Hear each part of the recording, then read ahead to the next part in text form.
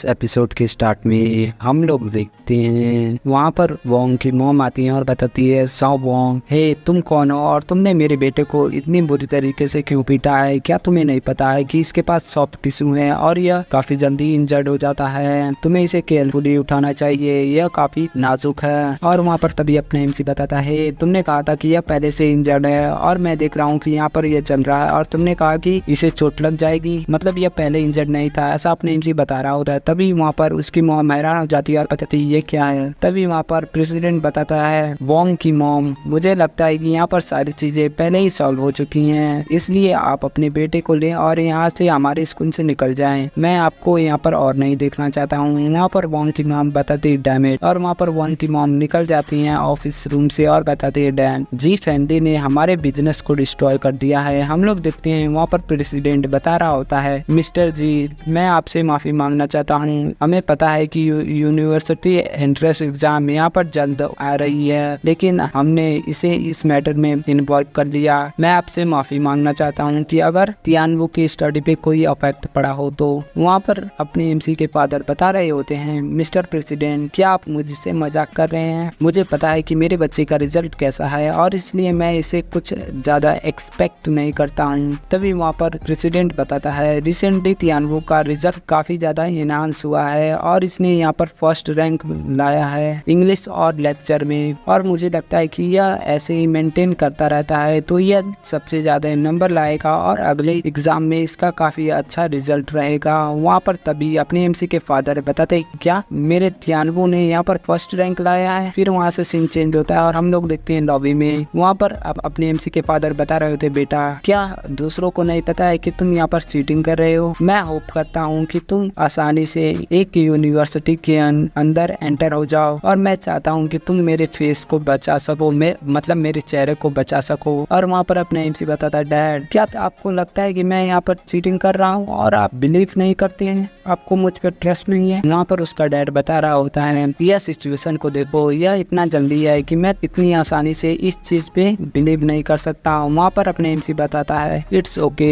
हमें बात करना बंद करना चाहिए। आपके बेटे ने यहाँ पर फर्स्ट रैंक लाया है, इसलिए आपको यहाँ पर सेलिब्रेशन करना चाहिए और एक पार्टी। फिर वहाँ से सीन चेंज होता है और हम लोग किसी और दिन देखते हैं, काफी दिन बीत चुकी होती है और वहाँ पर हम लोग देखते हैं अपने एमसी के कजन को, जो कि बता रही होती है, मिस्टर लियू तुम यहाँ पर क्यों नहीं हो? वहाँ पर उसका मतलब मिस्टर लियू मतलब एक कैमरामैन है और वहाँ पर बता रहा होता है, मेरे पास एक प्रॉब्लम आ चुकी है इसलिए मैं वहाँ पर नहीं आ सकता हूँ, इस टाइम पे तुम अकेली जाओ और मैं जब अपने काम को खत्म कर लूंगा तो मैं जल्दी से जल्द तुम्हारे पास आऊंगा। और वहाँ पर अपने एमसी की कजन बता रही होती है, यहाँ पर क्या चल रहा है, कि यहाँ पर क्या सोच रहा है कि एक लड़की इस कैमरा को उठाकर सारे दिन कैसे रिकॉर्ड कर पाएगी। और वहाँ पर तभी अपना एमसी पीछे से आता है और बताता है, सीपी तुम यहाँ पर किससे यहाँ पर बातें कर रही हो और किससे झगड़ रही हो? वहाँ पर तभी उसकी कजन बता रही होती है, तियानवू यह तो तुम हो, मेरा यहाँ पर एक इंटरव्यू होने वाला है जहाँ पर मुझे जाना है। मेरा कोवर्कर जो कि मुझसे कहा है कि वह यहाँ पर नहीं आ सकता और उसने मुझसे कहा है कि मैं इस कैमरा को लूँ और खुद से ही इंटरव्यू पे चली जाऊँ। वहाँ पर अपने एमसी बताता है, एक लड़की इस चीज को कैसे कर सकती है? तुम मुझे इसे दो, मैं तुम्हारा आज के लिए कैमरा मैन बन जाता हूँ। वहाँ पर तभी उसकी कजन बताती है, क्या तुम्हें स्कूल में नहीं जाना है? वहाँ पर अपने एमसी बताता है, क्या तुमने नहीं सुना कि प्रेसिडेंट ने वहाँ पर कहा कि मेरा रिजल्ट यहाँ पर अच्छा हो चुका है, इसलिए मुझे लगता है कि मैं आसानी से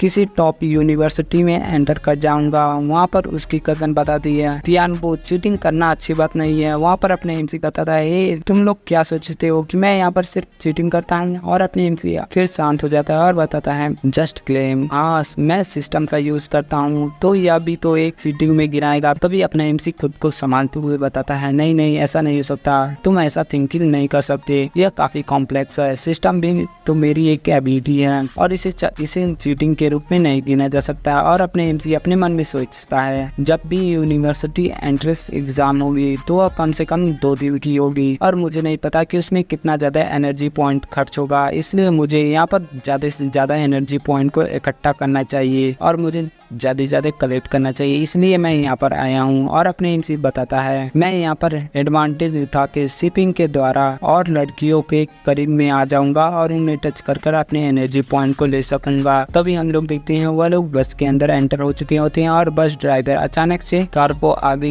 खींचता है जिससे शिपिंग पीछे गिरने जाती है और अपने एमसी उसे पकड़ने की कोशिश करता है और बताता है हाँ यह मेरी अपॉर्चुनिटी है, और अपने एमसी शिपिंग को कमर से पकड़ लेता है। तभी सिस्टम से नोटिफिकेशन आता है, इस बॉडी की क्वालिटी AAA है और तुम्हारा एनर्जी पॉइंट 30 एनर्जी पॉइंट तुमने अर्न किए हैं। वहाँ पर अपने एमसी बताता है शिपिंग तुम केयरफुली खड़ी रहो, और वहाँ पर शिपिंग ग्लस करते हुए बताती है थैंक यू।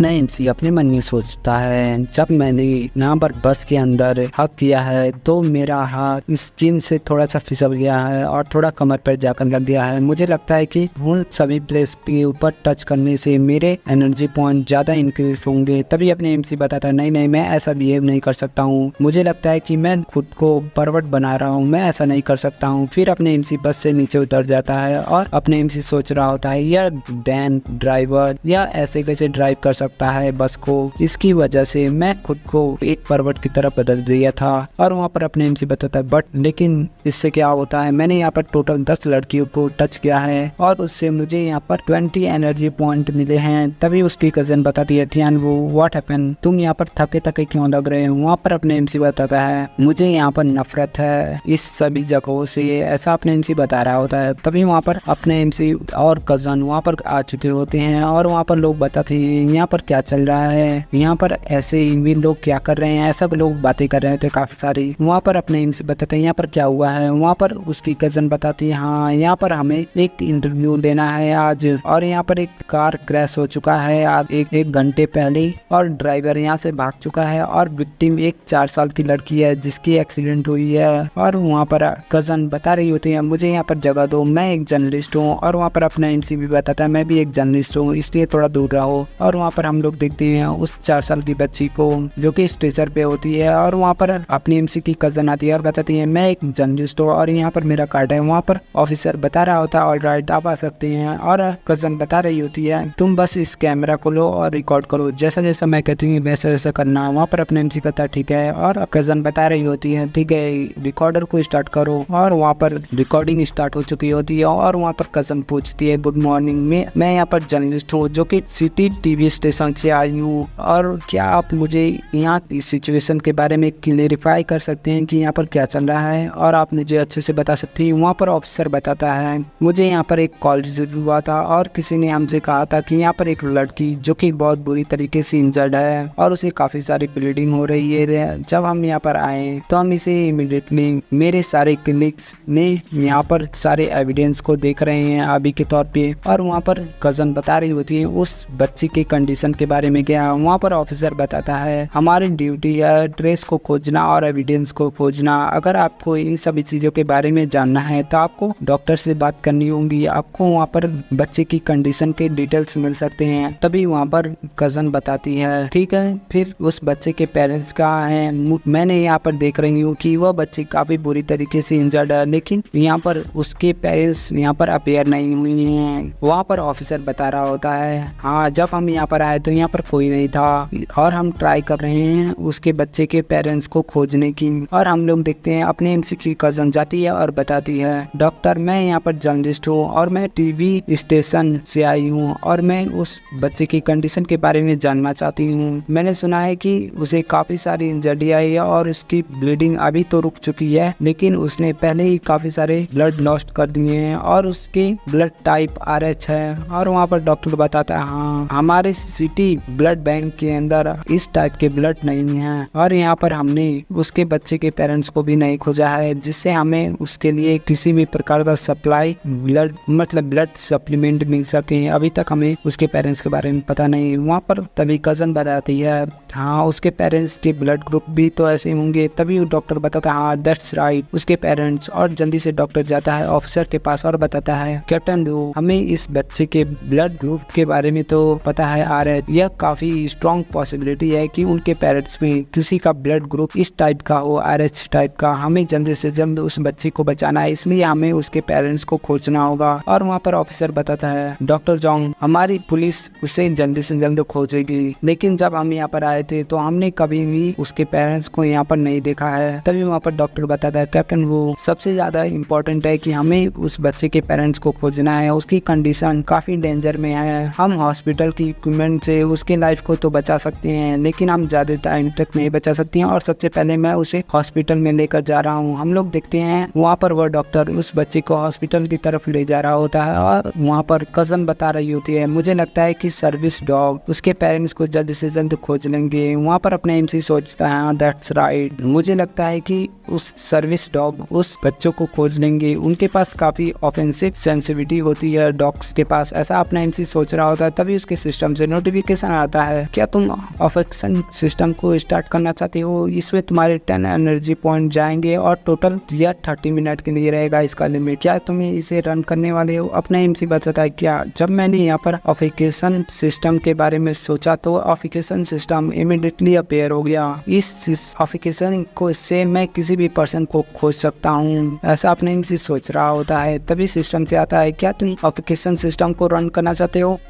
वहाँ पर हम लोग देखते हैं अपना एमसी इसे रन करता है और सिस्टम से नोटिफिकेशन आता है अफेक्शन सिस्टम रन कर रहा है। तभी अपना एमसी बताता है अमेजिंग, और यहाँ पर काफ़ी सारे सेंट है और मैं यहाँ पर उस लड़की के उस बच्चे के पेरेंट्स को कैसे सेंड कर पाऊंगा। तभी सिस्टम से नोटिफिकेशन आ रहा है कि यहाँ पर उस सोर्स के पता चल रहा है, मतलब उस सेंट का सोर्स पता लगाया जा रहा है। और तभी नोटिफिकेशन आता है कि यहाँ पर रूम 201 ब्लॉक 3 बिल्डिंग नंबर 12 जी रेन अपार्टमेंट, ऐसा नोटिफिकेशन आया होता है, मतलब उसका पूरा एड्रेस। और वहाँ पर अपने एमसी जाता है और बताता है कैप्टन वो आपको जल्द से जल्द मेरे साथ आना होगा और रूम नंबर 201 ब्लॉक 3 बिल्डिंग 12 जी रेन अपार्टमेंट में। मुझे लगता है कि हमें वहाँ पर जाना होगा और मुझे लगता है कि उस बच्चे के फैमिली मेंबर वहीं पर रहते हैं, इसकी पॉसिबिलिटी ज़्यादा है मुझे मेरे ख्याल से। और वहाँ पर तभी कसन आती है और बताती थी वो क्या तुम उस बच्चे के बारे में जानते हो? अपना एमसी बताता है शिपिंग, मैं जल्दी यह एक्सप्लेन कर दूंगा। सबसे पहले हमें उसके घर पर जाना होगा। और वहाँ पर अपने एमसी बताता है कैप्टन वो प्लीज आप अपने लोगों को वहाँ पर जल्दी से जल्द भेजिए। और तभी वहाँ पर कैप्टन वो बताते यंग मैन, मैं अपने लोगों को इतनी आसानी से नहीं भेज सकता, वो अपनी ड्यूटी पर हैं। यहाँ पर कोई भी ऐसा नहीं है जो फ्री है जो तुम्हारे साथ खेल सके, और मैं उन्हें इतनी आसानी से नहीं भेज सकता हूँ क्योंकि वो लोग अभी विक्टिम के पेरेंट्स को खोज रहे हैं और मैं तुम्हारी बातों पर इतनी आसानी से विश्वास नहीं कर सकता। अपने एमसी बताता है मिस्टर पुलिस आपको मेरे ऊपर ट्रस्ट करना चाहिए, प्लीज मुझे एक कार दे दें, मैं खुद ही जाऊंगा और उन्हें लेकर आऊंगा, तब आपको ये सभी चीजें के बारे में क्लियर हो जाएगा। फिर वहाँ पर पुलिस ऑफिसर शांत हो जाता है और पुलिस ऑफिसर बताता है वॉन तुम इन लोगों के साथ जाओ और उस प्लेस पर चेक करो। वहाँ पर वो ऑफिसर बताता है कैप्टन आप कह रहे हैं कि यहाँ पर मैं उसके साथ जाऊँ, लेकिन इससे तो हमारे काम में डिले हो जाएगा। वहाँ पर कैप्टन बताता है तुम उनके साथ जाओ, देखो कि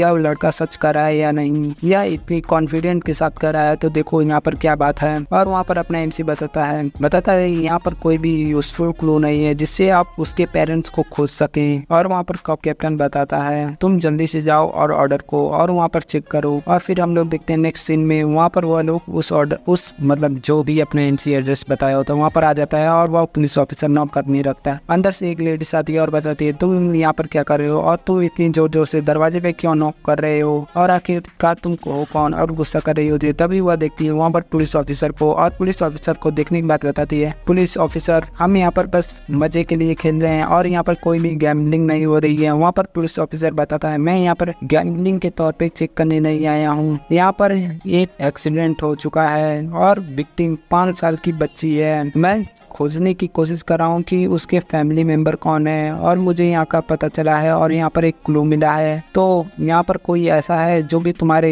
घर में कोई छोटा सा बच्चा हो। तभी वहाँ पीछे से बताती है पुलिस क्या आपके पास कोई फोटो है? मेरी डॉटर भी 5 साल के करीब है और वह स्टडी के लिए किंडरगार्टन में जाती है और यह प्लेस भी वही है जहाँ पर वह है, इसलिए पॉसिबिलिटी ऐसी हो सकती है। वहाँ पर अपने एमसी बताता है हाँ मेरे पास उसका फोटो है उस एक्सीडेंट का, और अपने एमसी उस फोटो को दिखा रहा होता है। और वहाँ पर वह लेडीज बताते हैं ल्यू यह तो मेरी डॉटर है और मेरी डॉटर कहाँ पर है। वहाँ पर अपने एमसी की कजन बताते हैं सबसे पहले आप शांत हो जाएंगे, अभी न्यू हॉस्पिटल के अंदर है। और वहाँ पर वह लेडीज बता रही होती है तो क्या हुआ मुझे जाना है। और वहाँ पर अपना एमसी बताता है ल्यू ने अभी काफी सारे ब्लड को लॉस्ट किया है और ब्लड बैंक के पास उसके टाइप का कोई भी ब्लड नहीं है और हमें जिस ब्लड की जरूरत है उसका नाम RH है। क्या यहाँ पर किसी के पास RH ब्लड ग्रुप है जो कि उस बच्ची को देकर उस बच्ची को बचाया जा सके? वह लेडीज बताती हाँ मेरे पास RH ब्लड ग्रुप है, मुझे जल्द से जल्द हॉस्पिटल में ले चलो, मैं अपनी डॉटर को बचा लूंगी। हम लोग देखते हैं अपने एमसी उस लेडीज को ले जा रहा होता है, तभी उसके सामने कोई पर्सन आता है और बताता है रुको, मैं कैसे बिलीव कर लूं कि तुम पुलिस वाले हो, अगर तुम कोई बुरे पर्सन हुए तो। वहाँ पर बताता है मैं तुम लोगों के साथ इसे ऐसे ले जाने तो नहीं दूंगा। तभी वहाँ पर पुलिस ऑफिसर बताता है मेरे पास पुलिस आइडेंटिटी कार्ड है, तुम इसे देख सकते हो। वह पर्सन बताता है मैं कैसे विश्वास करूं कि तुम्हारे पास जो आईडी कार्ड है वह रियल है। वहाँ पर तभी अपना एमसी बताता है अगर तुम ऐसा ही करते रहोगे तो हम मिस कर देंगे चांस उस लड़की को बचाने का, और तुम इस तरीके से बातें मत करो। वहाँ पर वह पर्सन शांत हो जाता है और चुप हो जाता है और अपने एमसी बताता है अगर तुम लोग सच में अवेयरनेस चाहते हो, सेल्फ प्रोटेक्शन अवेयरनेस चाहते हो, तो वह लड़की अभी इस सिचुएशन में नहीं होती, इतनी रिस्की सिचुएशन में नहीं होती अगर तुम लोग पहले से ही सेल्फ अवेयरनेस रखते तो। और वहाँ पर अपना एमसी बताता है तुम लोग भी हमारे पीछे आओ। वहाँ पर वह पर्सन शांत होता है और फिर हम लोग अगला सीन देखते हैं हॉस्पिटल में। वहाँ पर वह लेडीज उसे ब्लड दे देती है उस बच्चे की और बताती है वह लेडीज मिस्टर पुलिसमैन, मैं आपका थैंक यू कहना चाहूंगी, आपने मेरी डॉटर को बचाया है। वहाँ पर पुलिस ऑफिसर बताता है नहीं नहीं, यह मैं नहीं था, आपको थैंक्स कहना है तो इस यंग मैन से कहिए, इसने ही यहाँ पर आया है और आपकी मदद की है और इसी ने ही आपको खोजा है। वहाँ पर अपने एमसी पीछे होता है और अपने सर को खुजाते हुए हंस रहा होता है। फिर हम लोग देखते हैं वहाँ से सीन चेंज होता है और हम लोग कैप्टन वो को देखते हैं। कैप्टन वो बता रहा होता है फोन पे ऑलराइट, तुमने अच्छा काम किया वॉन, और याद रखना तुम्हें उस पर्सन से मेरे तरफ से थैंक यू कहना, दिल से शुक्रिया कहना। और वहाँ पर कैप्टन वो बता रहा होता है सबसे पहली प्रॉब्लम सॉल्व हो चुकी है, उस बच्चे के फैमिली मेंबर मिल चुके हैं, लेकिन हमें अभी भी कोई भी अच्छा एविडेंस नहीं मिला है जिससे हम उस ड्राइवर को ट्रेस कर सके जिसने एक्सीडेंट किया था उस बच्चे का। ऐसा कैप्टन वो सोच रहा होता है। फिर नेक्स्ट सीन हम देखते हैं डायरेक्टर ऑफिस रूम में। वहाँ पर डायरेक्टर बता रहा होता है वो क्या इस केस में कोई भी प्रोग्रेस हो रही है। वहाँ पर कैप्टन वो बता रहा होता है उस बच्चे की मॉम मिल चुकी हैं और वह लोग अभी हॉस्पिटल में हैं और मेरे पास ज़्यादा इन्फॉर्मेशन नहीं है क्योंकि मैंने अभी तक उनसे मिला नहीं है। और वहाँ पर कैप्टन वो बता रहा होता है लेकिन हमें अभी तक कोई भी यूजफुल एविडेंस नहीं मिला है। तभी हम लोग देखते हैं कैप्टन वो को कॉल आ जाता है और कैप्टन वो बता रहा होता है डायरेक्टर मुझे यह कॉल पिक करना होगा। और वहाँ पर कैप्टन वो बता रहा होता है हेलो मिस्टर झाओ, वहाँ पर क्या चल रहा है, मैं अभी मीटिंग में हूँ। वहाँ पर मिस्टर झाओ बताता है कैप्टन वो यहाँ पर कुछ कुछ अच्छी चीज़ें हुई हैं, आपको यहाँ पर जल्द से आना होगा, हमने उस बच्चे को बचा लिया है। तभी वहाँ पर कैप्टन वो बताता है मिस्टर झाओ आप उस मेल जर्नलिस्ट को बताना मेरी तरफ से थैंक्स कहना, और उसने ही हमारी मदद की है उसके फैमिली मेंबर को खोजने में। और वहाँ पर कैप्टन वो ऐसा कह रहा होता है तभी उसे याद आता है रुको हाँ उस मेल जर्नलिस्ट ने उन लोगों की उस बच्चे की फैमिली मेंबर को खोजा है, लेकिन कैसे। तभी वहाँ पर कैप्टन वो बताता है मिस्टर झाओ मेरे पास एक इमरजेंसी काम आ चुका है, मैं आपको बाद में कॉल करूंगा। वहाँ पर कैप्टन वो बता रहा होता मिस्टर डायरेक्टर आपको पता है ना कि एक जर्नलिस्ट जो कि उस बच्चे की मॉम को खोजा है और आपको पता है कि उसने एड्रेस को कैसे प्रूव किया है। वहाँ पर डायरेक्टर बता रहा होता है मुझे लगता है कि उस पर्सन को पता होगा उस बच्चे के बारे में। तभी वहाँ पर कैप्टन वो बता रहा होता है नहीं उसे नहीं पता था कि उसका एड्रेस क्या है और वह उस बच्ची को नहीं जानता था, लेकिन उसके पास कोई स्पेशल मेथड या कुछ और था जिससे उसने उस बच्चे के एड्रेस को पता लगाया और उसकी मॉम का पता लगाया। मुझे लगता है कि वह यंग पर्सन हमारी इस चीज में हेल्प कर सकता है इस केस को सॉल्व करने में। वहाँ पर डायरेक्टर बताता है अगर यहाँ पर कोई क्लू है तो तुम कुछ लोगों को भेजो उस जर्नलिस्ट के साथ ताकि वह लोग इन्वेस्टिगेशन आगे बढ़ा सकें। और चेयरमैन कहे हैं कि इस केस को 2 दिन के अंदर इस केस को खत्म करने के लिए फिनिश करने के लिए और सॉल्व करने के लिए। वहाँ पर कैप्टन बता रहा होता है ठीक है यस सर। वहाँ पर हम लोग देखते हैं कैप्टन अपने रूम में आया होता है और बताता है मैंने उस सीन को देखा है जहाँ पर एक्सीडेंट हुआ था और वहाँ पर कोई भी स्टोर नहीं है जहाँ पर लोग रह सकें, और वहाँ पर कोई भी सीसीटीवी फुटेज और कैमरा नहीं है, और यहाँ पर कोई भी ऐसा क्लू नहीं है जो हमें उस एक्सीडेंट करने वाले का पता लगा सके। तभी वहाँ पर दूसरा ऑफिसर बताता है और बताता है मैंने इन्वेस्टिगेशन किया है उस बच्चे के पेरेंट्स के ऊपर और मुझे पता है कि उसके फादर एक मैनेजर मैनेजर हैं फॉरेन कंपनीज में, और उनके कोई भी ऐसा दुश्मन नहीं है जो इतनी बुरी हरकत कर सके। और उसकी मॉम जो कि एक हाउसवाइफ है, और मैंने चेक किया है कि वह सारी टाइम अपने घर पर ही रहती हैं, और वह बच्ची जो कि सिर्फ अपने मौजों दोस्त के साथ खेलने जाती है, और उसके कुछ ज्यादा रिलेशनशिप नहीं है। और वहाँ पर वह ऑफिसर बताता है, और मैंने किंडरगार्टन के सीसीटीवी फुटेज को देखा है जिसमें साफ साफ पता चलता है कि वह बच्ची खुद से ही अपने आप किंडरगार्टन से बाहर गई है। और वहाँ पर कैप्टन वो सोच रहा होता है यह केस काफी उलझा हुआ है, यह अनप्रिडिक्टेबल सिचुएशन है, और यहाँ पर कुछ चीजें अभी भी सॉल्व नहीं हुई हैं। तभी कैप्टन वो बताता है वहाँ पर ऑफिसर वॉन होगा ना उस जर्नलिस्ट के साथ अभी भी, तो जल्दी से ऑफिसर वॉन को कनेक्ट करो, मैं उससे बातें करना चाहता हूँ। फिर हम लोग वहाँ से सीन चेंज होता है और हम लोग हॉस्पिटल में देखते हैं उस बच्ची को। वहाँ पर उसकी मॉम बता रही होती है लूलू को देखते हुए मुझे लगता है कि उसकी कंडीशन पहले से बेहतर हो चुकी है। वहाँ पर अपने एमसी बताता है यहाँ पर और ज्यादा टाइम नहीं है, मेरे स्किन को एंड होने में उसका टाइम लिमिट अभी खत्म हो जाएगा, मुझे ट्राई करना चाहिए और उस ड्राइवर को खोजना चाहिए जिसने यहाँ पर एक्सीडेंट किया है इस बच्ची का। और अपने एमसी वहाँ पर सिस्टम में पता करने की कोशिश कर रहा होता है, और पहले तो सिस्टम लूलू के पेरेंट्स के घर का एड्रेस दिखाता है। तभी अपने एमसी बताता है नहीं, इस प्लेस को तो मैंने पहले ही खोज रखा है, कोई और प्लेस दिखाओ। सिस्टम वहाँ पर फिर हॉस्पिटल का ही एड्रेस दिखाने लगता है। फिर अपने एमसी बताता है नहीं नहीं ये प्लेस नहीं कोई और। फिर वहाँ पर सिस्टम एक नया प्लेस दिखाता है एड्रेस, जो कि रूम नंबर 103 ब्लॉक 1 और बिल्डिंग नंबर 2 वांग रोंग रेसिडेंटल एरिया वहाँ पर एड्रेस होता है। वहाँ पर अपने एमसी बताता है हाँ यही प्लेस है। और वहाँ पर अपने एमसी बताता है पुलिसमैन वॉन क्या तुम चाहते हो इस केस को सॉल्व करना। वहाँ पर ऑफिसर बता रहा था हाँ, क्या तुम्हारे पास कोई क्लू है, अगर है तो जल्दी से उसे खोजो। कैप्टन वो ने मुझे बताया है कि मैं तुम्हें ऑब्जर्व करूँ केयरफुली। वहाँ पर अपने एमसी बताता है ऑफ कोर्स अगर तुम इस केस को सॉल्व करना चाहती हो तो मेरा पीछा करो। और अपने एमसी इसी बहाने अपनी कजन को टच करता है जिससे उसे 5 एनर्जी पॉइंट मिलती है। वहाँ पर पीछे ऑफिसर आते हुए बताता है तुम मुझे क्लेरिफाई करो कि तुम कहाँ जा रहे हो, मुझे इस केस को सॉल्व करना है। वहाँ पर अपने एमसी बताता है room number 103 block 1 building number 2 वांग रोंग रेसिडेंटल एरिया। चलो हम लोग चलते हैं और उस ड्राइवर को पकड़ते हैं जो यहाँ पर एक्सीडेंट किया है। हम लोग देखते हैं वह उस एड्रेस पे आ जाते हैं। पुलिस ऑफिसर नॉक कर रहा होता है और अंदर से आवाज आता है तुम कौन हो। वहाँ पर पुलिस ऑफिसर बताता है मैं एक पुलिसमैन हूँ, तुम डोर को ओपन करो।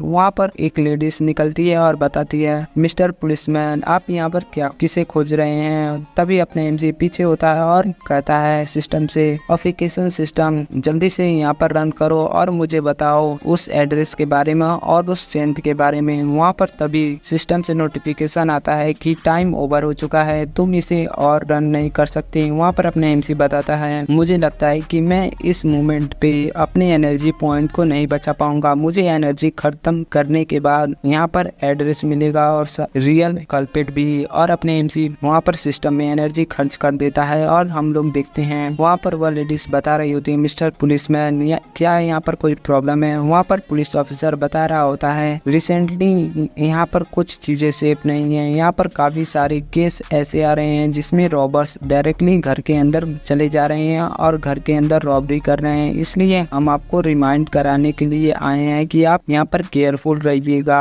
अगर आप ऐसे सिचुएशन में फंसते हैं तो सबसे पहले पुलिस को इमीडिएटली कॉल कीजिएगा। तभी अपने एमसी वहाँ पर 10 एनर्जी पॉइंट को खर्च करता है और ऑफिकेशन फंक्शन को स्टार्ट कर देता है। वहाँ पर सिस्टम में ऑफिकेशन फंक्शन रन करने लगता है और अपने एमसी तेजी से दरवाजा को ढकेलते हुए उस लेडी को धक्का देते हुए अंदर चला आता है। और वहाँ पर लेडीज बताती तुम यहाँ पर क्या करना चाहते हो। वहाँ पर अपने एमसी डायरेक्ट उस कार के सामने आ चुका होता है जिस कार से उस बच्ची का एक्सीडेंट हुआ था। और वहाँ पर अपने एमसी बताता है तो इसका एक्सप्लेनेशन कैसे दोगी। वहाँ पर तभी पुलिस ऑफिसर आता है और बताता है डियर मिस आपको यहाँ पर अरेस्ट किया जाता है। वहाँ पर वह लेडीज ऑफिसर के ऊपर अटैक करती है और ऑफिसर डॉच करता है और अगले सीन में हम लोग देखते हैं ऑफिसर उस लेडीज को अरेस्ट कर देता है। और तभी वहाँ पर सारे पुलिस ऑफिसर आ जाते हैं और वह लोग अपने काम को करने लगते हैं, उन सभी एविडेंस को इकट्ठा कर रहे होते हैं उस गाड़ी पे जितनी भी चीजें थी। और वहाँ पर कैप्टन वो बता रहा होता है लड़के तुमने इस केस को काफी आसानी आसानी से सॉल्व कर दिया, इसलिए मैं तुम्हें दिल से थैंक यू कहना चाहूँगा। वहाँ पर हम लोग देखते हैं अपने एमसी बताता है ऑफिसर से, या तुम मेरी एबिलिटी है और जितनी ज़्यादा एबिलिटी उतना ज़्यादा रिस्पॉन्सिबिलिटी। मैं तो पुलिस ऑफिसर को सपोर्ट कर रहा था और ऑल्सो यह तो मेरा एक रिस्पॉन्सिबिलिटी भी है। और वहाँ पर अपने एमसी अपने मन में सोचता है इस केस को सॉल्व करने में मेरे 20 एनर्जी पॉइंट चले गए। अब मुझे कोई आइडिया नहीं है कि मैं इस एनर्जी पॉइंट को कैसे वापस गेन करूँगा। वहाँ पर तभी कैप्टन वो बताता है माय ब्रदर, अगर तुम्हें फ्यूचर में कभी भी प्रॉब्लम होती है तो तुम्हें बस इस फ़ोन नंबर पर कॉल कर देना। वहाँ पर अपने इनसे बताता है ठीक है, थैंक यू कैप्टन वो। फिर हम लोग देखते हैं उस लेडीज़ और उस बच्ची का मतलब स्टोरी बताया जाता है और बताया जाता है इन्वेस्टिगेशन के बाद उस लड़की ने वहाँ पर अपने सारे क्राइम्स को एक्सेप्ट कर लिया। और वहाँ पर बताया जाता है रीज़न यह था कि वह लड़की उस लड़की लुलू की फादर की एक सबऑर्डिनेट थी और उन दोनों में एक स्पेशल रिलेशन हो चुका था। तब वहाँ पर बताया जाता है लेकिन लुलू के फादर जो कि अपने फैमिली में अपने वाइफ को डिवोर्स नहीं देना चाहते थे और वह लीलू के कारण ऐसा कर रहे थे और लीलू उन दोनों के बीच की एक रुकावट बन चुकी थी। कुछ दिनों के बाद लीलू के फादर ने वहाँ पर डिसाइड किया कि वह अपने फैमिली के साथ और अपने बेटे के साथ रहेंगे, जिसके डिसीजन से वहाँ पर उस लेडीज को हर्ट हुआ और उस लेडीज ने यहाँ पर डिसीजन किया कि वह लीलू को वहाँ पर मार देगी जिससे वह दोनों एक साथ आ सके। और वहाँ पर वह लेडीज इसीलिए उस बच्ची का एक्सीडेंट कर रही थी और वहाँ पर यही पूरा मैटर था और वहाँ पर उसका जो केस हो था वह सॉल्व हो चुका था। और वहाँ पर हम लोग देखते हैं अपने एमसी के कजन को, अपनी एमसी की कजन बताती है थियान वो, आज मैं तुम्हारा थैंक यू कहना चाहूंगी, तुमने यहाँ पर मेरे इंटरव्यू को कंप्लीट कराया और मेरे प्रोग्रेस में मेरी हेल्प की है, इसलिए मैं तुम्हारे लिए यहाँ पर फूड बाई करूंगी ऐसा थैंक यू के लिए। वहाँ पर कजन बता रही होती है यह रेस्टोरेंट दिखने में तो काफी अच्छा है, चलो अंदर चलते हैं। वहाँ पर अपने एमसी बताता है ठीक है। हम लोग देखते हैं वह दोनों रेस्टोरेंट के अंदर आ चुके होते हैं। वेटर पूछती है आपको क्या ऑर्डर करना है। वहाँ पर अपने एमसी बताता है तुम सिर्फ कुछ बेसिक मील को लाना, शिपिंग और मैं उन्हीं चीजों को पसंद करता हूँ और तुम क्या पसंद करती हो। वहाँ पर अपने एमसी की कजन अपनी एमसी को देख रही होती है कुछ इस स्टाइल में और अपनी एमसी की कजन बता रही थी थियान वो, तुम मुझे बताओ क्या तुम्हारे पास कोई गर्लफ्रेंड है, और अगर नहीं है तो मुझे बताओ, मैं तुम्हें इंट्रोड्यूस कराऊंगी कुछ ब्यूटीफुल लड़कियों से तुम्हारे लिए। वहाँ पर अपने एमसी ब्लश करने लगता है और बताता है मेरे पास गर्लफ्रेंड कैसे होगी। और वहाँ पर अपने एमसी बताता है अगर मुझे फ्यूचर में कोई गर्लफ्रेंड बनानी भी होगी तो मैं तुम्हारी जैसी लड़की के जैसे कोई गर्लफ्रेंड बनाऊंगा। वहाँ पर इस बात को सुनने के बाद अपनी एमसी की कजन ब्लश करने लगती है और शांत होती है और बताती है तुम मेरे लिए 2 बोतल बियर लेकर आओ। और वहाँ पर अपने एमसी बताता है सिस्टर मैं अभी ग्रेजुएट नहीं हुआ हूँ और मैं अभी भी हाई स्कूल में पढ़ता हूँ। और अपने एमसी बताता है मेरे लिए यहाँ पर कोको कोला लेकर आना। और वहाँ पर अपनी एमसी की कजन बता रही होती है थियान वो, यह पार्टी आज कांग्रेचुलेशन करने के लिए जो हमने आज एक सक्सेसफुली एक केस को सॉल्व कर दिया है। और वहाँ पर अपनी एमसी की कजन ड्रिंक पीने लगती है और काफी तेज पीने लगती है जिससे उसे खांसी आने लगती है। वहाँ पर अपने एमसी बताता है सिस्टर तुम इतनी तेजी से ड्रिंक को मत पियो। तभी वहाँ पर उसकी कजन बता रही होती है नहीं नहीं यह काफी अच्छा होता है, अगर हम स्लो पिए तो यह उतना मजेदार नहीं होगा, अगर हम काफी तेज पिए तो यह काफी अच्छा होगा। तभी वहाँ पर अपनी एमसी अपनी कजन को टच किए होता है जिससे वहाँ पर मैसेज आता है सिस्टम द्वारा क्वालिटी लेवल AAA और तुम्हारा एनर्जी पॉइंट 8 है। और वहाँ पर ऑब्जर्व हो जाता है एनर्जी पॉइंट। वहाँ पर अपने एमसी ब्लश कर रहा होता है और वहाँ पर उसकी कजन बताती है चलो फूड को खाते हैं और भी खाते हैं और भी पीते हैं, ऐसे कर रहे होते हैं। वहाँ से सीन चेंज होता है और अपने एमसी अपनी कजन को ले जा रहा होता है और अपनी उसकी कजन बता रही होती है baby shark do baby shark mummy shark, ऐसे ही काफी सारे बकवास किए जा रही होती है क्योंकि यहाँ पर उसे चढ़ चुकी होती है। और वहाँ पर अपने एमसी बताता है सिस्टर तुम ऐसे अनोई बातें करना बंद करो। वहाँ पर उसकी कजन बता रही होती है मुझे उड़ना है और वहाँ पर वह दोनों जमीन पर गिर जाते हैं। फिर हम लोग अगले सीन में देखते हैं अपने एमसी अपनी कजन को घर पर लाकर छोड़ देता है, मतलब उसके घर पर लाकर छोड़ देता है। और वहाँ पर अपने एमसी की कजन के डैड बता रहे होते हैं यहाँ पर चल क्या रहा था, वह इतना ज्यादा ड्रंक क्यों की थी। अपने एमसी बताता है आज शिपिंग ने सक्सेसफुली एक केस को रिकॉर्ड किया है और इसलिए उसने यहाँ पर अच्छे मूड में थी तो उसने काफी ज्यादा ड्रिंक कर लिया है। वहाँ पर उसके फादर बता रहे होते हैं तियान वो थैंक यू, तुमने मेरी डॉटर को यहाँ पर घर पर लाकर छोड़ दिया है। वहाँ पर अपना एमसी बताता है यू आर वेलकम, मैं विश करूंगा कि तुम और तुम्हारी वाइफ की लाइफ काफी अच्छी रहे और काफी हेल्थी रहे। वहाँ से सीन चेंज होता है। हम लोग देखते हैं वहाँ पर अपने एमसी अपने घर पर आया होता है और उसकी मॉम बताती है लड़के तुम आज स्कूल नहीं गए थे तो कहाँ थे। वहाँ पर अपने एमसी बताता है आज सुबह मैं शॉपिंग अपनी कजन के साथ था और उसका कलीग्स उसके साथ नहीं था तो मैं उसकी हेल्प कर रहा था इंटरव्यू को रिकॉर्ड करने में। वहाँ पर अपनी एमसी की मॉम बता रही होती है यूनिवर्सिटी एंट्रेंस एग्जाम जल्द आने वाला है और तुम यहाँ पर दूसरों के लिए उनके रिकॉर्डिंग को कर रहे हो औरों के लिए, और मैं बता दूं यह उसका जॉब है और तुम्हारा नहीं, इससे तुम्हारा कोई भी बिजनेस नहीं है और तुम्हें पता है कि तुम्हारा टाइम लिमिटेड है। अब जल्दी से जाओ और रिवाइज करो लेसन को। और क्या तुम्हें पता नहीं है कि तुम अपने टाइम को कैसे मैनेज करोगे। वहाँ पर उस अपनी एमसी की मॉम बताती हैं आज तुम्हारा स्कूल में मॉक टेस्ट था और तुम यहाँ पर कैमरामैन बने घूम रहे थे। वहाँ पर अपने एमसी बताता है आपको कैसे पता कि आज मेरे स्कूल में मॉक टेस्ट था, क्या मेरे दोस्त ने आपको कॉल कर बताया है। वहाँ पर उसकी मॉम बता रही होती है नहीं, तुम्हारा दोस्त यहाँ पर कॉल कर नहीं बताया है और इसीलिए तुम आज अपने लेक्चर को स्किप कर पाए हो।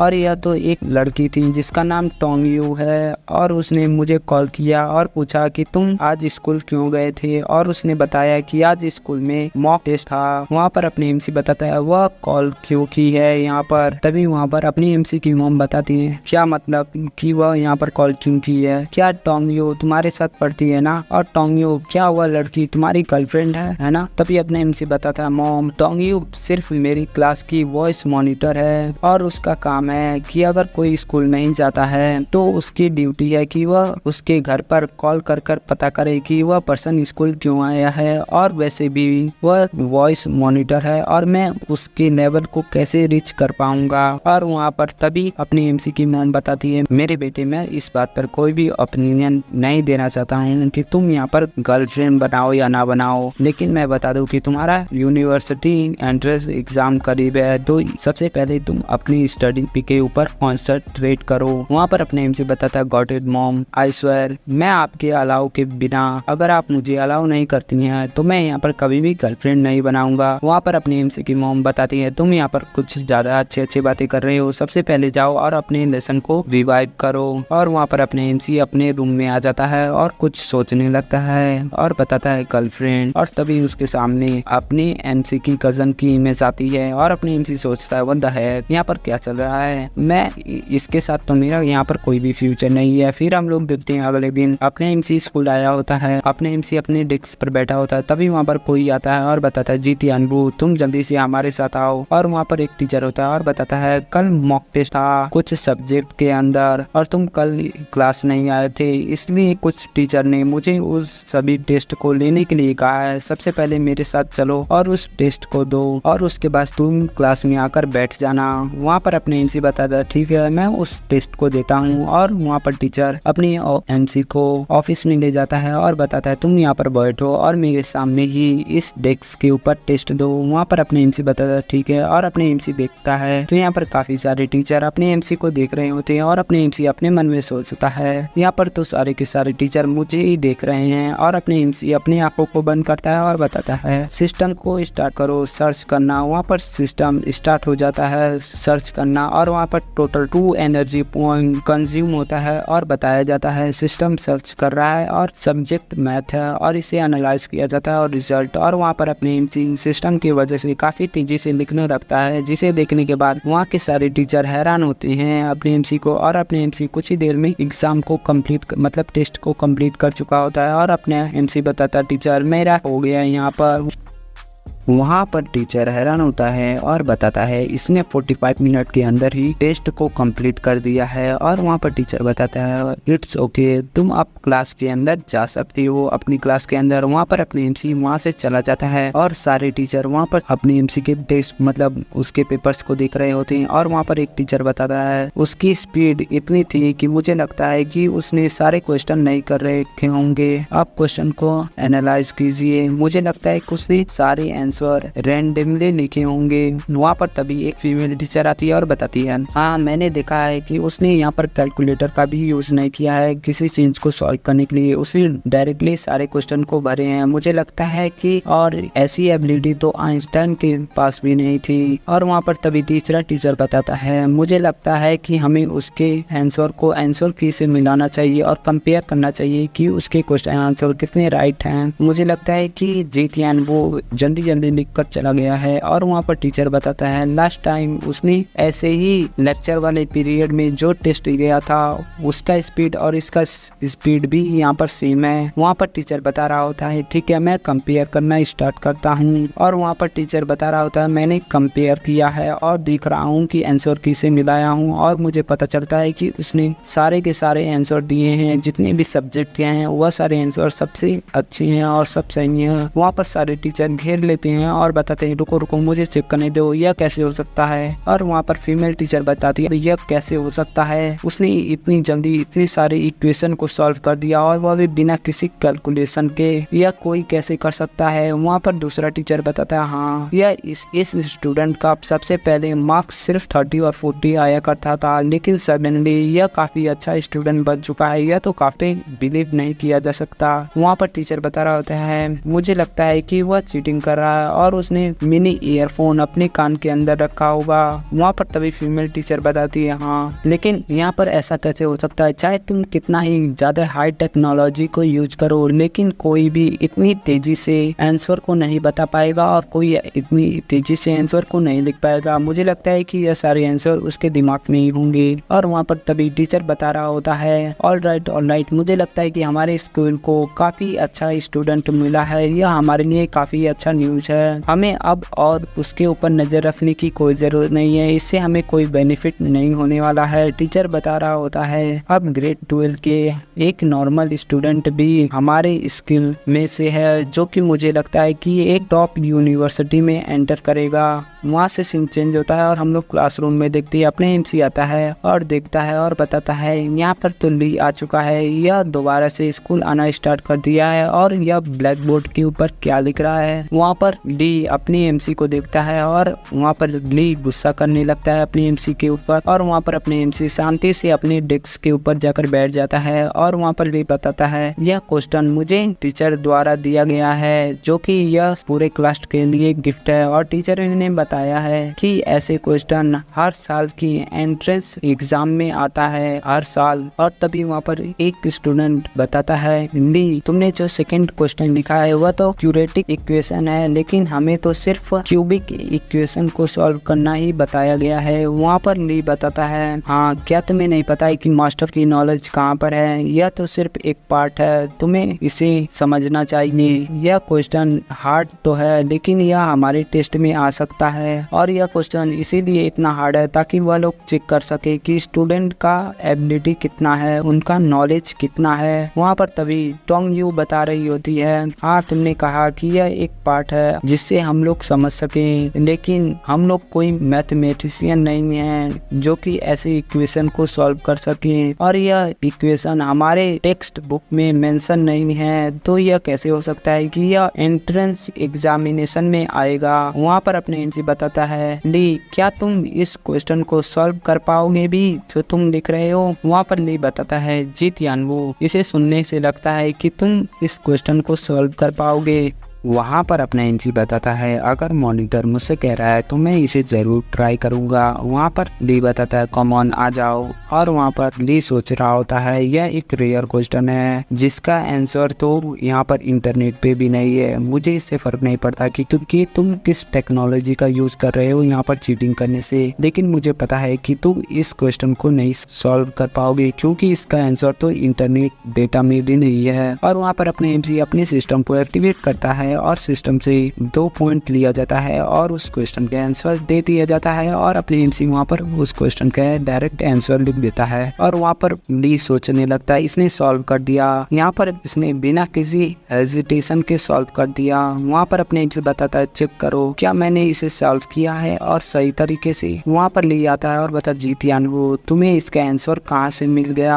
वहाँ पर अपने एमसी बताता है तुम यहाँ पर क्या कह रहे हो, मैंने इसे खुद से सॉल्व किया है, तुमने इसे क्या नहीं देखा है। वहाँ पर अपने एमसी बताता है अगर तुम्हें फ्यूचर में कोई भी प्रॉब्लम आती है और कोई क्वेश्चन नहीं समझ में आती है तो तुम मुझे दिखाना, मैं तुम्हारी जरूर मदद करूंगा। वहाँ पर अपने एमसी बताता है ठीक है और बताओ क्या कोई और क्वेश्चन है। वहाँ पर ली बताता है जीतियान वो तुम्हारा आंसर सही है और तुम्हारा फॉर्मूला भी, और मुझे नहीं पता मैंने इससे पहले इस फॉर्मूला को नहीं याद किया है, क्या तुम इसे दोबारा से और क्लियर वे में सॉल्व कर सकते हो ताकि मैं इसे टेक्स्ट बुक में लिख सकूं। वहाँ पर अपने एमसी बताता है अगर यह तुम्हें समझ में नहीं आया है यानी कि तुम्हारा नॉलेज इनफ नहीं है, अब घर जाओ और कुछ और किताबों को पढ़ो, ऐसा अपने एमसी बता रहा होता है। बेसिकली अपने एमसी जानता है कि अगर यह दोबारा सॉल्व करेगा तो इसे और भी एनर्जी पॉइंट देना पड़ेगा।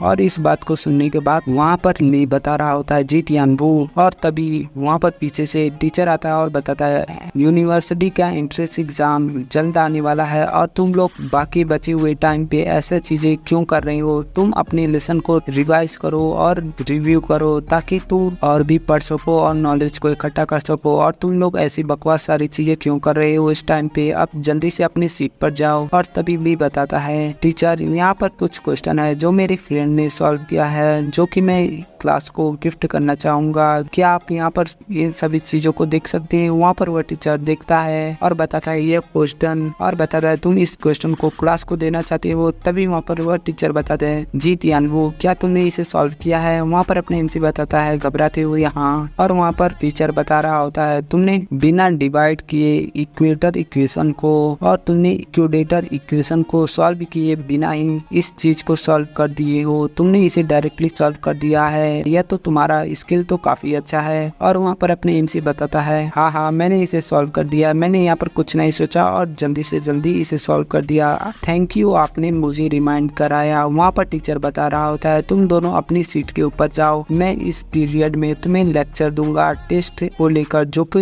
यूनिवर्सिटी में होती है, जो कि तुम्हें काफी सारे डिटेल्स इस बारे में पता चलेंगे, ऐसा टीचर बता रहा होता है। और अपने एमसी वहाँ से जाते हुए बताता है मुझे लगता है कि यहाँ पर सिर्फ ली नहीं है बल्कि कुछ टीचर भी हैं जो मुझ पर नजर रख रहे हैं, मुझे लगता है कि मुझे अपने सिस्टम का केयरफुली यूज करना चाहिए फ्यूचर में, ऐसा अपने एमसी सोच रहा होता है। वहाँ पर ब्रेक टाइम हो चुका होता है और ली अपने मन में सोचता है यहाँ पर तो कुछ तो गड़बड़ है, चाहे कुछ भी हो जाए। जब भी जीतियान वो यहाँ पर कहता है कि वह खुद से सॉल्व कर रहा है, मुझे लगता है कि उसे इस इक्वेशन के सॉल्यूशन के बारे में कुछ नहीं पता है, जैसा कि टीचर एनालाइज कर रहे थे। मुझे लगता है कि यहाँ पर उसे इस इक्वेराइट इक्वेशन के बारे में नहीं पता था, और मुझे पता है कि इस इक्वेशन को सॉल्व करने में टोटल 4 पेज लग जाते हैं। 4 पेज लिखने के बाद ही स्टेप बाय स्टेप इसके सॉल्यूशन को जाना जा सकता है, लेकिन यहाँ पर उसने बिना किसी कैलकुलेशन के उसने डायरेक्टली इस आंसर को लिख दिया है, ऐसा ली सोच रहा होता है। और ली बताता है जीतियान वो मुझे नहीं पता कि तुम यहाँ पर कैसे स्पेशल टेक्निक को यूज कर रहे हो और तुम उसके ऊपर डिपेंड होकर यहाँ पर अपनी एबिलिटी को यूज कर रहे हो जिससे तुम टोंग यू को अट्रैक्ट कर सको, और तुमने यहाँ पर सॉन्ग वोंग को भी बीट किया है, और तुमने इतने सारे क्राइम करने के बाद भी तुम अपनी फेस को इनोसेंट बनाए रखे हो। और वहाँ पर ली अपने एमसी के ऊपर काफी ज्यादा गुस्सा कर रहा होता है। फिर ली बाहर आता है और किसी को कॉल लगाता है और बताता है हेलो ली डाओ क्या ये तुम ही हो। वहाँ पर वह पर्सन बताता हाँ तुम कौन हो। वहाँ पर ली बताता है मेरा नाम सू ली है, और वहाँ पर वह पर्सन बताता है सो ली तुमने मुझे यहाँ पर कॉल क्यों किया। वहाँ पर ली बता रहा होता है डाई ब्रदर मुझे आपकी हेल्प चाहिए किसी चीज में। वहाँ पर ली बताता है मुझे एक पर्सन से डील करने में आपकी हेल्प चाहिए। वहाँ पर वह पर्सन बताता है यह तो एक पीस ऑफ केक है, बस मुझे तुम 5000 यॉन भेजो और साथ में उस टारगेट का फोटो या और डिटेल्स बता दो। वहाँ पर ली बताता है हाँ मैं आपको 5000 यॉन भेजता हूँ, और उस टारगेट का हेयर ब्लैक है और वह काफी फिट है और उसका बॉडी हेल्थी है, मतलब हेल्दी बॉडी है, और उसका नाम जीतियान वो है। हम लोग देखते हैं वहाँ पर स्कूल ख़त्म हो चुकी होती है और अपना एनसी स्कूल के बाहर आया होता है और वहाँ पर उसका दोस्त बता रहा होता है तियानवो तुम केयरफुल रहना जब तुम अकेले जा रहे हो। वहाँ पर अपना एनसी बताता हाँ तुम भी केयरफुल रहना। हम लोग देखते हैं अपने एनसी किसी रास्ते से जा रहा होता और वहाँ पर कोई पर्सन होता है और बताता है हे वह पर्सन आ गया है बॉस, क्या यह वही है? वहाँ पर उसका बॉस बता रहा होता है दैट्स राइट, हाँ यही है टारगेट जिसे हमें पीटना है। वहाँ पर वह पर्सन बताता है ब्रदर्स चलो इसके ऊपर चार्ज करते हैं। और हम लोग देखते हैं अपने एमसी कुछ देखकर हैरान होता है। हम लोग देखते हैं वह 4 लोग अपने एमसी के सामने आ चुके होते हैं और अपना एमसी बताता है तुम लोग कौन हो। वहाँ पर तभी वह पर्सन अटैक करते हुए बताता है तुम चुप करो और बस पीटो। और वहाँ पर वह पर्सन अपने एमसी के ऊपर अटैक करने जा रहा होता है काफी तेज और अपने एमसी इसे देखता है और उसके अटैक को डॉज करता है। फिर अपना एमसी उसके बैट को पकड़ता है और अपनी पंच से उसके चेहरे पे मारता है जो कि काफी तेज होता है और वह 3-4 बार हवा में घूमते हुए जमीन पर आकर गिरता है और थोड़ी देर के लिए अनकॉन्शियस हो जाता है। और अपने एमसी उस बैट को घुमाते हुए बड़े स्टाइलों में पकड़ लेता है। और वहाँ पर उसके बाकी 3 साथी बताते हैं इसने उसे एक पंच के अंदर उसे बेहोश कर दिया। वही पर्सन बताता है हमें इससे डरने की कोई जरूरत नहीं है, कोई फर्क नहीं पड़ता ये कितना ही अच्छा क्यों ना हो फाइट में, लेकिन हम लोग काफी सारे लोग हैं और हम इसे आज जरूर पीटेंगे। और वहाँ पर वह पर्सन अटैक करते हुए बताता है तुमने हमारे बॉस को काफी तेज मारा है, इसलिए सबके सब इस पे अटैक करो और इसे तब तक मारो जब तक ये डिसेबल ना हो जाए। तभी अपने एमसी अपने बैट को घुमाता है और उसके चेहरे पे मारता है और साथ में उन लोगों की पिटाइयाँ करना स्टार्ट कर देता है उन दोनों की। तभी उसका तीसरा साथी जो कि अपने एमसी के पीछे होता है और अपनी एमसी के बैक पर अटैक कर देता है और अपने एमसी उस चोट से काफी देर के लिए मतलब संभल नहीं पाता और वहाँ पर खड़ा रहता। हम लोग देखते हैं वह तीनों अपने एमसी के ऊपर काफी अटैक कर देते हैं और उसे कभी सर पर तो कभी हाथों पर मार रहे होते हैं। और वहाँ पर वह पर्सन बता रहा होता है तुम फाइट में कुछ ज्यादा ही एक्सीलेंट हो है ना, तो तुम इन सभी चीजों को हैंडल क्यों नहीं कर पा रहे हो। अपना एमसी बताता है तुमने यहाँ पर हिम्मत की है ऐसा बोलने की तो देखो।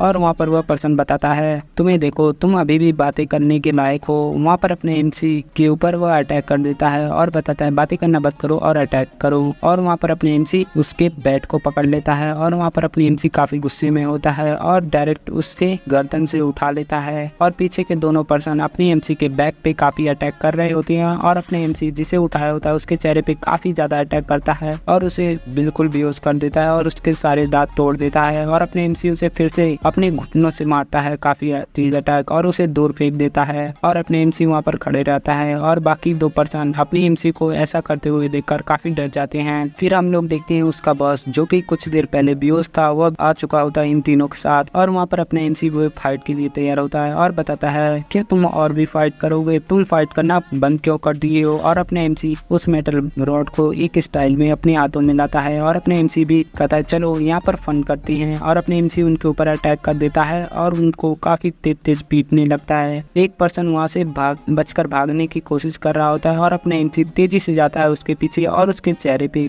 काफी जोरदार अटैक करता है और वह पर्सन दीवार के बगल में जाकर बैठ जाता है और अपने एमसी उसके पास जाता है और बताता है वो तो तुम्हें यहाँ पर कौन भेजा है मुझे पीटने के लिए। और वहाँ पर अपने एमसी उसके सर को इधर उधर हिला रहा होता है और उसके चेहरे पे काफी सारे थप्पड़ लगा रहा होता है और बताता है तुम यहाँ पर बोलो। वहाँ पर वह पर्सन बताता है मुझे कोई आइडिया नहीं है, हमारे बॉस ने मुझे यहाँ पर कहा था सिर्फ तुम्हें पीटने के लिए। वहाँ पर हम लोग देखते हैं अपने एमसी बता रहा होता है तुम दोबारा जाओ और अपनी बॉस से कह देना कि तुम्हारा बॉस मेरे पीछे ना पड़े और मुझे परेशान ना करे। अगर वह ऐसा करता रहा तो मैं अगली बार से तुम लोगों के लिए नाइस नहीं बनूंगा। और वहाँ पर अपने एमसी बताता है तुम लोग यहाँ से भाग जाओ। और अपने एमसी जाते हुए बताता है अगर तुम दोबारा आए तो दोबारा तुम यहाँ से जिंदा नहीं जा पाओगे। और वहाँ पर अपने एमसी चला जाता है और उसके जाते ही वहाँ पर एक पर्सन जो कि बेहोश होने की एक्टिंग कर रहा होता है वह खुद को उठता है और जाता है और बताता है ब्रदर डाई। वहाँ पर वह बताता है ब्रदर डाई आप देख रहे हैं ना उसने यहाँ पर कैसा पीटा। वहाँ पर डाई बता रहा होता हाँ यह डैम गाय इसने मुझे एक डिफिकल्ट बिजनेस दिया है और उसने जो पैसे दिए हैं वह यहाँ पर इतने इनफ नहीं है जिससे हमारी मेडिकल फीस दी जा सके। तभी वह पर्सन बताता है बॉस हम इतने सारे लोग होकर भी एक पर्सन को नहीं हरा पाए, अगर यह बात लीक हो जाती है तो यहाँ पर हमारी रेपुटेशन चली जाएगी और हमें कोई भी बिजनेस नहीं मिलेगा। वहाँ पर डाई बता रहा होता है हाँ हम इसे इतनी आसानी से जाने नहीं दे सकते, मुझे लगता है कि हमें इसे 2 गुना उसे पे करना चाहिए, तब जाके हमारी चीजें बराबर होगी। तभी वह बताता है तुम लोग जल्दी से उठो और चलो। और वहाँ पर वह पर्सन जाता है माओ तुम यहाँ पर कैसे हो। वहाँ पर माओ बता रहा होता है बॉस डाई यहाँ पर मेरे सारे दांत टूट चुके हैं। और वहाँ पर डाई बता रहा होता है जी तियान वो या उसी के वजह से ऐसा हुआ है, मैं उसे नहीं छोड़ूंगा। वहाँ पर डाई बता रहा होता है तुम लोग मेरा पीछा करो, हमें सबसे पहले मास्टर रैंक के पास जाना चाहिए और उनसे मिलना चाहिए और उन्हें बताना चाहिए कि उनके सबऑर्डिनेट को किसी ने पीटा है। और वहाँ पर वह पर्सन बताता हाँ ये सही है, अगर मास्टर लैंग हमारी हेल्प करेंगे तो हम जी तियानवो को आसानी से हरा देंगे और उसका काम खत्म कर देंगे। फिर वहाँ से सीन चेंज होता है और हम लोग किसी पर्सन को देखते हैं जो कि किसी पर्सन से बता रहा होता है मास्टर लैंग मैं आपसे कहना चाहता हूँ कि आप अपने प्रोटेक्शन फीस को इतना ना बढ़ाएं। वहाँ पर लैंग होता है और बताता है मिस्टर जाओ तुम एक बिजनेसमैन हो और तुम्हें पता होगा कि अगर वर्किंग एनवायरनमेंट कितना सेफ होता है तुम्हारे बिजनेस के लिए और यह तुम्हारे बिजनेस की क्वालिटी पर डायरेक्ट अफेक्ट करता है। हम लोग देखते हैं उसके बगल में वहाँ पर जैन भी होती है अपनी एमसी की डेस्कमेट और वहाँ पर लैंग बता रहा होता है तुम्हें पता होगा कि यहाँ पर प्रोटेक्शन फीस जल्द से जल्द मुझे दे दो, अगर तुम प्रोटेक्शन फीस देते रहोगे तो तुम्हारा बिजनेस भी सेफली और आसानी से चलेगा और तुम यहाँ पर और सारी बातें मत करो। वहाँ पर वह पर्सन बता रहा होता है मास्टर लैंग हमें समझना चाहिए, आपको पता होगा कि मेरे पास ज्यादा बेनिफिट नहीं आ रहा है और अभी बिजनेस की कंडीशन भी इस समय कुछ ज्यादा अच्छा नहीं है, इसलिए मैं चाहता हूँ कि आप अपनी फीस को इतना रिड्यूस मत करिए, इतना बढ़ाइए मत। वहाँ पर बता रहा होता है जाओ मिस्टर लैंग रिसेंटली हमारे सारे इन्फ्लुएंसर टैक्स थोड़े ज्यादा हैं और इस समय मेरे पास उतने पैसे नहीं है और हमारा बिजनेस थोड़ा छोटा बिजनेस है, इसलिए मैं आपसे कहना चाहता हूँ कि मेरे पास इतना प्रॉफिट नहीं बचेगा। वहाँ पर तभी लैंग उसके सेट से पकड़ता है और उसे खींचते हुए बताता है तुम्हारा इससे क्या फर्क पड़ता है, अगर टैक्स इतने हाई हो चुके हैं तो मैं इसमें क्या करूँ और तुम मुझे प्रोटेक्शन फीस दोगे, अगर तुम मुझे ऐसा नहीं करोगे तो समझ लेना। वहाँ पर तभी झाओ के पीछे एक पर्सन होता है और बताता है सर लैंग जल्दी से मिस्टर झाओ को छोड़ो, तुम ऐसे यहाँ पर लॉ को नहीं तोड़ सकते। वहाँ पर लैंग बताता है हंसते हुए ओ लॉ, मुझे लगता है कि तुम यहाँ पर बेवकूफ हो और तुम्हें देखते हुए लगता है कि तुम्हें एक लेक्चर की जरूरत है। लैंग बता रहा होता है यह मेरी जगह है और यहाँ पर सिर्फ मेरे लॉ चलते हैं। तभी वहाँ पर झाओ बताता है मास्टर लैंग आप काफी जीनियस हैं और यह अभी भी यंग है, इसे नहीं पता कि यहाँ पर कैसे बिहेव करना है, प्लीज इसे छोड़ दीजिए। वहाँ पर लैंग बताता हाँ तुमने कहा कि यह काफी ज्यादा यंग है तो इसलिए मुझे लगता है कि मुझे इसे लेक्चर देना चाहिए ताकि इसे नॉलेज हो सके कि इसे कैसे रिस्पेक्ट करना है किसी लॉर्ड के सामने। और वहाँ पर लैंग उस पर्सन के पेट में अटैक करता है और वह पर्सन पीछे जाकर दीवार से टकराता है और वहाँ पर झाओ उसके पास चला जाता है। लैंग बताता है मिस्टर झाओ आप प्रोटेक्शन फीस दे रहे हैं या नहीं उसके बारे में क्या बात करें। वहाँ पर झाओ बताता है मैं तुम्हें 30,000 यॉन दूंगा, 30,000 मैं अभी घर पर जा रहा हूँ और उसे ले आकर तुम्हें दे रहा हूँ। वहाँ पर लैंग बताता है नो प्रॉब्लम, अगर आप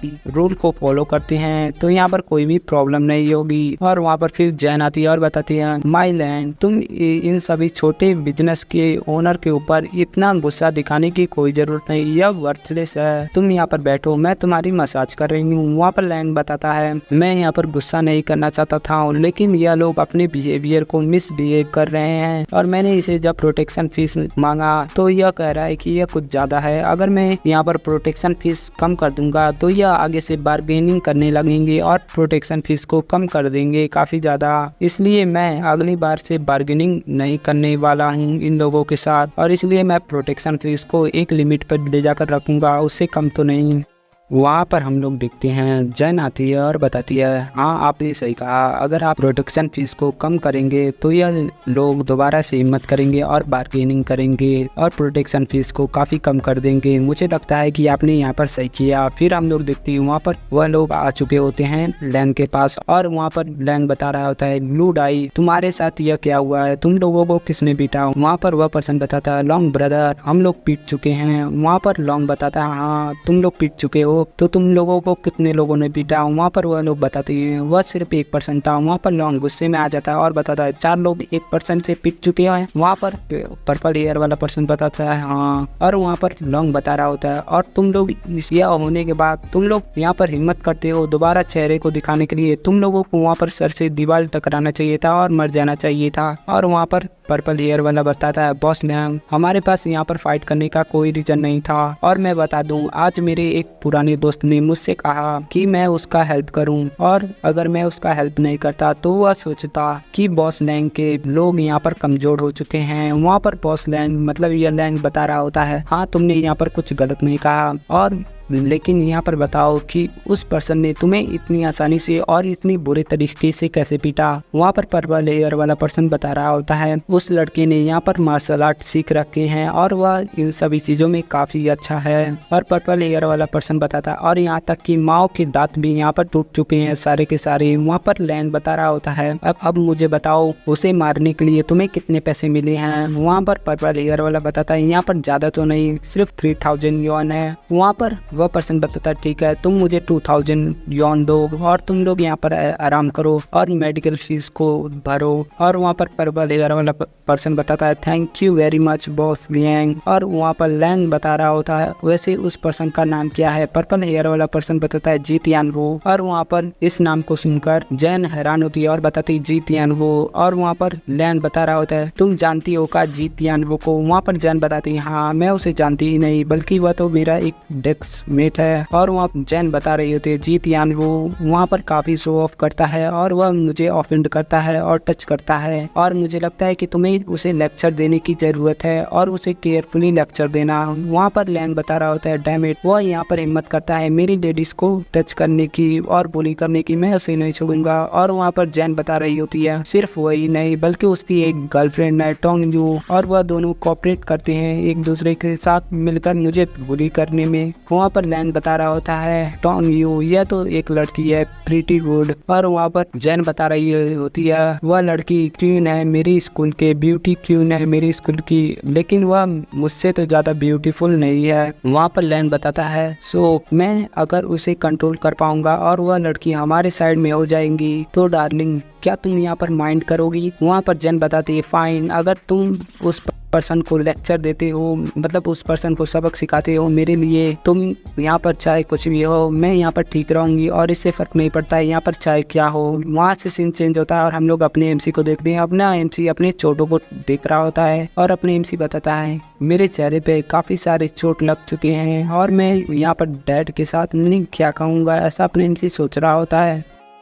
तभी उसके पीछे से उसकी कजन सिपिंग आती है और सिपिंग बताती है जीतियान वो। और वहाँ पर अपने एमसी पीछे मुड़ता है और बताता है सिपिंग तुम यहाँ पर क्या कर रही हो। वहाँ पर सिपिंग बताती है मैं यहाँ पर कुछ चीजें खरीदने के लिए आई थी लेकिन मैंने कोइंसिडेंटली मैंने तुम्हें यहाँ पर देखा और यहाँ पर आ गई। और सिपिंग अपने एमसी के काफी करीब आ जाती है और उसके चेहरों को देखते हुए बताती है तो तुमने दोबारा फाइट की है और लोगों से है ना। वहाँ पर सिपिंग बताती है और तुम यहाँ पर नहीं जानते हो कि तुम अपने पेरेंट्स को क्या बताओगे इन सभी चोटों के बारे में जो तुम्हारे चेहरे पर लगे हैं। और तभी सिपिंग अपने एमसी को खींचते हुए बताते हैं चलो मेरे पीछे। वहाँ पर अपने एमसी बताते सिपिंग हम कहाँ जा रहे हैं। वहाँ पर सिपिंग उसे अपने घर पर लाई होती है और सिपिंग बताती है तुम मेरे घर पर जा रहे हो और इसके बाद मैं तुम्हें ऑर्नामेंट लगा दूंगी तुम्हारे चेहरे पर। वहाँ पर अपने एमसी आता है और बताता है तुम्हारे यहाँ पर पेरेंट्स कहाँ पर हैं। वहाँ पर सिपिंग बताती है मेरी कजन की शादी हो रही है और इसीलिए मेरे पेरेंट्स होम टाउन पे गए हैं। वहाँ पर सिपिंग जाते हुए बता देती है वो तुम यहाँ पर बैठो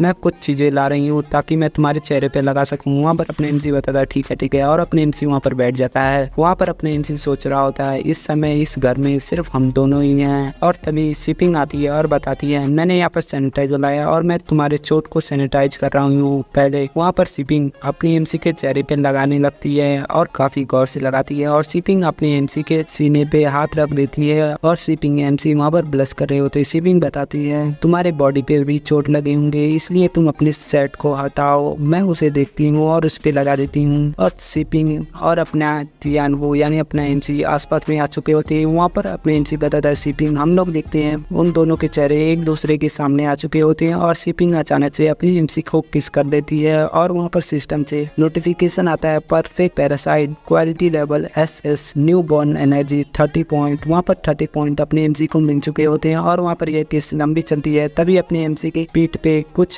दर्द होने लगता है और वहाँ पर अपने एमसी चिल्लाता है और अपने एमसी काफी तेज चिल्लाता है। वहाँ पर शिपिंग बताती है, क्या तुम ठीक हो तियानवो? वहाँ पर अपने एमसी बताता है, मैं ठीक हूँ, लेकिन यह मेरे शोल्डर पे जो चोट लगा है वह टच हुआ है, इसीलिए यहाँ पर दर्द हुआ है। वहाँ पर शिपिंग बताती है, क्या यह सीरियस है? पीछे मुड़ जाओ और मैं इसे चेक करती हूँ। वहाँ पर शिपिंग अपने एमसी के चोट को चेक करते हुए बताती है, ओ माय गॉड, मुझे लगता है कि तुम्हें हॉस्पिटल में जाने की जरूरत है। मुझे लगता है कि इससे तुम्हारे बैक बोन पे काफी अफेक्ट पड़ा होगा। वहाँ पर अपने एमसी बताता है, इससे ज्यादा चोट मुझे मार्शल आर्ट सीखते हुए आई है, यह चोट तो उसके सामने कुछ भी नहीं है। वहाँ पर शिपिंग बताते हैं, ठीक है, मेरे पास अभी हीट रब है मेरे घर में, इसलिए मैं इसे तुम्हारे ऊपर लगा दे रही हूँ। यह तुम्हारे लिए यूजफुल होगा, तुम्हारे चोटों को और तुम्हारे जो चोट और स्क्रैच लगे हैं तुम्हारे ऊपर, वह इन सभी चीजों के लिए ठीक रहेगा। और वहाँ पर शिपिंग ब्लश करते हुए बता दे, तुम अपनी सेट को निकालो, मैं जल्दी से तुम्हारे ऊपर लगा दे रही हूँ। वहाँ पर अपने एमसी बताता है, ठीक है, और वहाँ पर शिपिंग अपनी एमसी के ऊपर लगा रही होती है और वहाँ पर शिपिंग बता रही होती है, हाँ ठीक है, मैंने तुम्हारे पीठ पे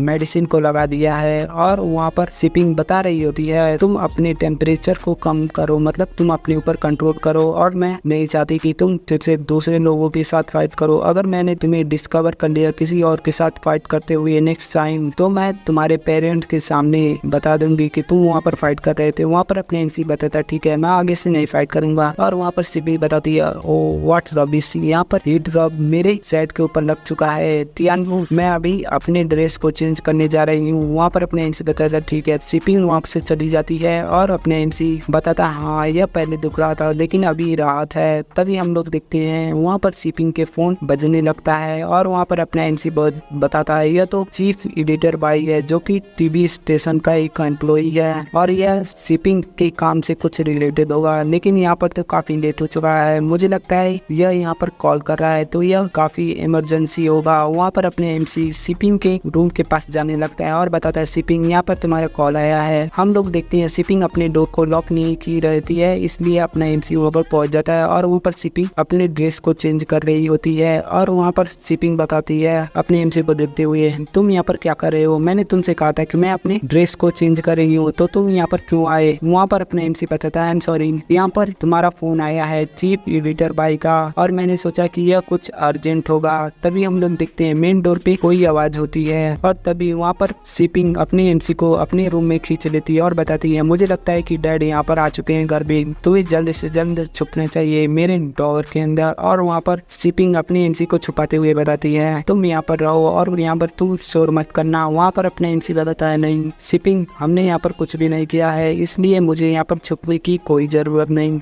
वहाँ पर शिपिंग डोर को बंद करते हुए बताती है, जो मैंने कहा वह तुम करो, मैं नहीं चाहती कि तुम यहाँ पर इनोसेंट बनने की एक्टिंग करो। अगर मेरे डैड ने यहाँ पर मिस अंडरस्टैंडिंग कर दी इस सिचुएशन में तो मैं क्या करूँगी। हम लोग देखते हैं वहाँ पर शिपिंग के डैड आते हुए बताते, शिपिंग क्या यहाँ पर कोई गेस्ट आया? मैंने सुना है कि तुम किसी से बातें कर रही थी। वहाँ पर शिपिंग फोन पे बातें करते हुए बताती है, डैड आप यहाँ पर आ चुके हैं, मैं यहाँ पर चीफ एडिटर भाई से बात कर रही थी। वहाँ पर उसके डैड बताते हैं, तुम्हारे रूम में से इतना सारा हीट रब का सेंट क्यों आ रहा है? वहाँ पर शिपिंग बताती है, मुझे यहाँ पर काफी सारे मच्छर काट रहे थे, इसलिए मैंने केयरलेसली उन सभी चीज हीट रब को अपने ऊपर लगा दिया। आप देखिए मेरे क्लॉथ के ऊपर भी काफी सारे हीट रब लगे हैं और आप देख सकते हैं, मुझे लगता है कि मुझे अपने ड्रेस को चेंज करने की जरूरत है। शिपिंग वहाँ पर बता रही होती है, डैड अगर यहाँ पर कोई भी प्रॉब्लम नहीं है तो मैं यहाँ पर अपने ड्रेस को चेंज करना चाहती हूँ और कल सुबह मेरी इंटरव्यू है सुबह 5 बजे और मुझे टीवी स्टेशन में भी जाना है। वहाँ पर उसका डैड बताता है, ठीक है तुम यहाँ पर काफी केयरलेस किड हो, इसलिए जल्दी से जाओ और सो जाओ। वहाँ पर